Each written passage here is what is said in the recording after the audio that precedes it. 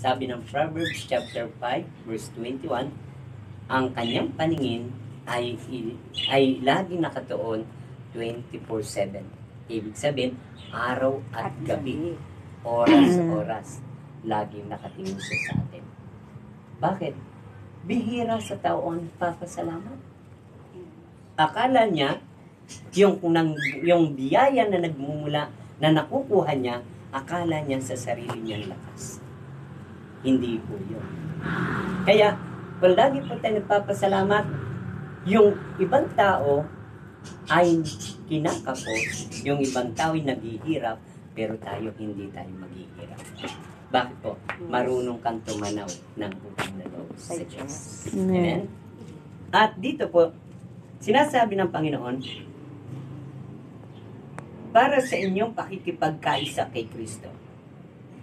Ibig sabihin, kapag lagi tayo nagdarasal, tayo po ay sumasamba, tayo po ay nagpupuri sa Kanya. Bakit po natin pinupuri?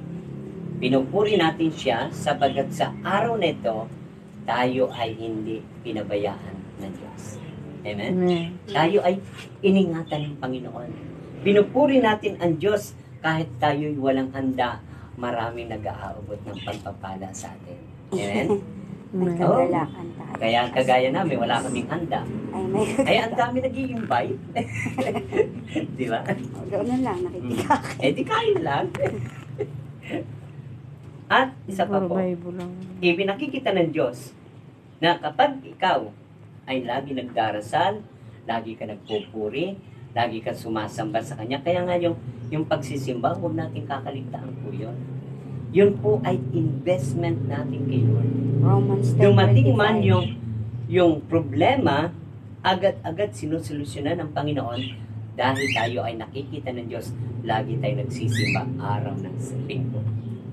Akala lang natin na, di ba, pag nag-aaral yung estudyante, ay kapag hindi siya present, yung estudyante, hinahanap ng teacher.